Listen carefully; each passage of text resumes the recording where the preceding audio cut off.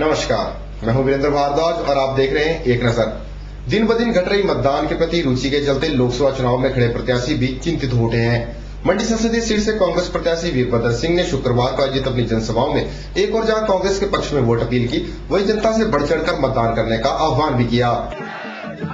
मंडी संसदीय सीट से कांग्रेस प्रत्याशी वीरभद्र सिंह ने शुक्रवार को मंडी सदर विधानसभा क्षेत्र की दुद्दर, मझवाड़, कोटमोर, कहनवाल, कठाड़क, अलाथूर, नाड़ा पंचायत सहित विभिन्न स्थानों पर जनसभाओं और नुक्कड़ सभाओं को संबोधित कर जनता से कांग्रेस के पक्ष में वोट अपील की। इस मौके पर उनके साथ सदर विधायक अनिल शर्मा भी मौजूद रहे। दुद्दर में आयोजित एक जनसभा को संबोधित करते हुए पूर्व मुख्यमंत्री वीरभद्र सिंह ने घट रहे वोटिंग स्तर पर चिंता जाहिर करते हुए लोगों को अधिक संख्या में मतदान करने का आह्वान किया। साथ ही वीरभद्र सिंह ने उपस्थित जनता से कांग्रेस के पक्ष में ही मतदान करने की बात को भी जनता के बीच रखा।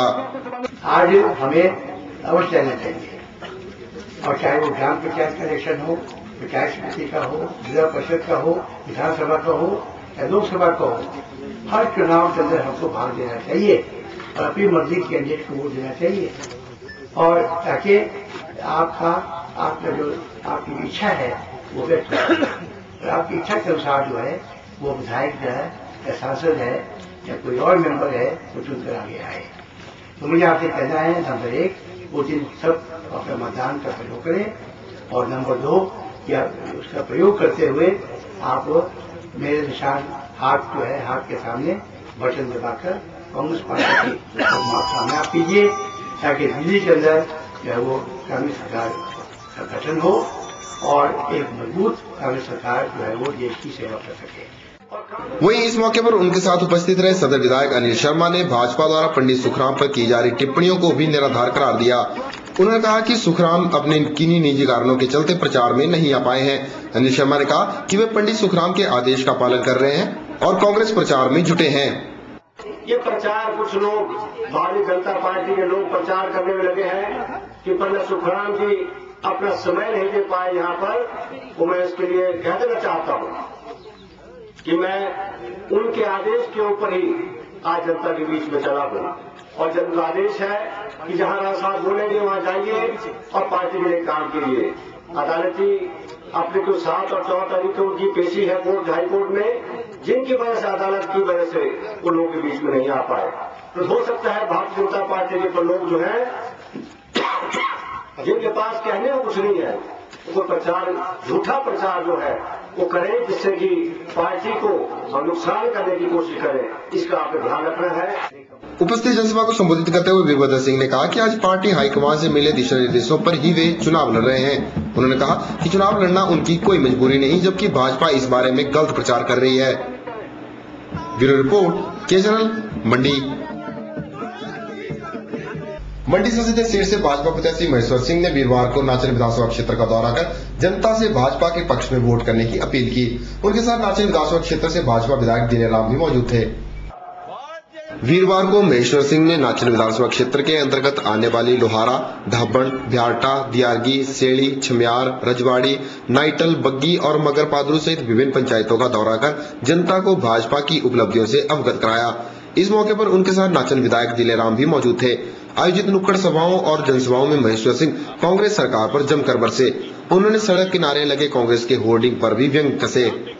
पहले तो कहा था कि सुखराम जी चुनाव प्रचार में नॉमिनेशन के बाद आएंगे, और फिर एक बैनर बनाया, वो भी कोई बड़ा बुद्धिमान था जिसने बनाया। उसमें देखा होगा आपने, मंडी में लगा, इलाके में कहीं नहीं लगा। एक ही बना कि क्या हुआ पता नहीं कि गुम करी थे, क्योंकि हमने उस पर टिप्पणी कर दी सब। हमने कहा क्या कारण है वीरभद्र जी के सिर पर टोपी, कौल सिंह जी के सिर पर टोपी, मैडम सोनिया गांधी के सिर पर फूल वाली टोपी और पंडित जी का सिर नंगा। एक लाइन की कमी रही है इसमें। वहां लिखा था कांग्रेस का हाथ गरीबों के साथ, हर विकास कार्य में कांग्रेस का हाथ। मैं कहा नीचे लिखो कि पंडित सुखराम की टोपी उतारने में भी तुम्हारा हाथ, और अब नहीं देंगे पंडित जी तुम्हारा साथ। ये करो, मैं कहा पूरा हो जाएगा काम। वहीं इस मौके पर उनके साथ रहे नाचन विधायक दिलेराम भी महेश्वर की जीत को लेकर आश्वस्त नजर आए। दिलेराम ने कहा कि आज तक भाजपा के सांसदों ने ही प्रदेश में विकास कार्य करवाए हैं, जबकि विपरीत इसके कांग्रेस के सांसद आराम करते ही नजर आए हैं। एमपी की जो विकास निधि होती है उसका सही प्रयोग किया और जिस निर्वाचन क्षेत्र का जो हिस्सा बना उसको पूरे का पूरा दिया। इस प्रकार के अच्छे काम किए। कई लोग बोलते हैं कि सरकार भाई क्या है, और कई बार लोग बोलते हैं कि वोट पर डालने के लिए चलो, तो कई लोग बोलते हैं कि सरकार हमको क्या देगी, वोट देने का हमको को क्या फायदा होगा। जो धूमल जी ने दिया वो इसी बात को लेके दिया, जो अच्छी सरकार बनती है वो गरीबों के लाभ के लिए काम करती है, गरीबों के हितों के लिए काम करती है। वहीं महेश्वर सिंह ने कहा कि आज कांग्रेस झूठे प्रचार के माध्यम से जनता को गुमराह करने में लगी हुई है। उन्होंने दावा किया कि कांग्रेस केंद्र में किसी भी सूरत में सत्तासीन नहीं हो पाएगी, जबकि केंद्र में सिर्फ और सिर्फ एनडीए का बीज होगी। ब्यूरो रिपोर्ट, के चैनल, मंडी।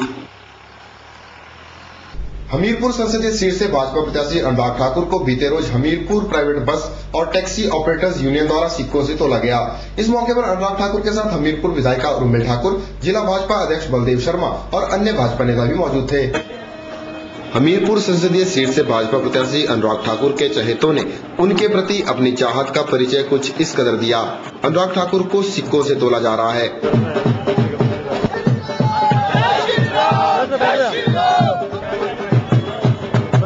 और उन्हें ये स्नेह दिया है हमीरपुर प्राइवेट बस और टैक्सी ऑपरेटर्स यूनियन ने। इस मौके पर एक जनसभा का भी आयोजन किया गया। यहाँ अनुराग ठाकुर ने अपने 9 महीनों के कार्यकाल को जनता के बीच रखा। अनुराग ठाकुर ने कहा कि हमीरपुर की एक बड़ी समस्या बाईपास की थी, जिसे हल कर दिया गया है। उन्होंने हमीरपुर में क्रिकेट के लिए इंडोर और आउटडोर स्टेडियम का निर्माण कार्य निकटतम भविष्य में शुरू करवाने की बात भी कही।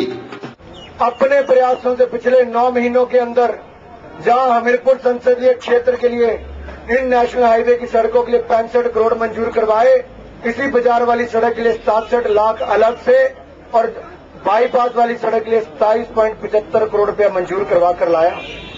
कई वर्षों से लटकी हुई मांग बाईपास की वो भी मंजूर हुई और इसके साथ साथ यहाँ पर हमीरपुर में जो इंडोर स्टेडियम बनाने का हमने खेलों के लिए इंडोर स्टेडियम और एक आउटडोर स्टेडियम क्रिकेट के लिए बनाने का प्रयास किया है, वो जमीनें भी चयनित कर ली गई थी और उसमें भी निर्माण कार्य निकट भविष्य में शुरू होगा। उन्होंने हमीरपुर को शिक्षक जिला करार देते हुए कहा कि यहाँ स्थानीय जनता को लाभ पहुँचाने के लिए और विकास कार्य किए जाएंगे। उन्होंने कहा कि यदि भाजपा सत्ता में आती है तो हमीरपुर को प्रदेश का नंबर 1 जिला बनाने का प्रयास किया जाएगा। हमीरपुर को शिक्षा का जिला तो है ही, जितने भी बच्चे पूरे हिमाचल प्रदेश में पढ़ने के लिए आते हैं, बहुत दूर दूर से हमीरपुर में आते हैं। सबॉर्डिनेट सिलेक्शन बोर्ड भी यहाँ पर है और बहुत सारी जो गतिविधियां यहाँ पर आती, जिस करके मेरे व्यापारी भाइयों को भी लाभ मिलता है। हमारा प्रयास रहेगा खेलों की दृष्टि से और शिक्षा की दृष्टि से बड़े बड़े इंस्टीट्यूट और स्टेडियम यहाँ पर आए ताकि स्थानीय लोगों को और लाभ मिले। मैं आपसे वायदा करता हूँ कि इस हमीरपुर के और विकास के लिए भारतीय जनता पार्टी अगले 4 वर्षों में सभी महत्वपूर्ण कदम उठाएगी और हमीरपुर को जहां हिमाचल प्रदेश का नंबर 1 जिला बना सकेगी। अनुराग ठाकुर ने कहा कि प्रदेश सरकार हिमाचल में विकास के नए आयाम स्थापित कर रही है और यदि भाजपा केंद्र में भी सत्तासीन होती है तो प्रदेश और ऊंचाइयों पर पहुंचेगा। राकेश पाल, के चैनल, हमीरपुर।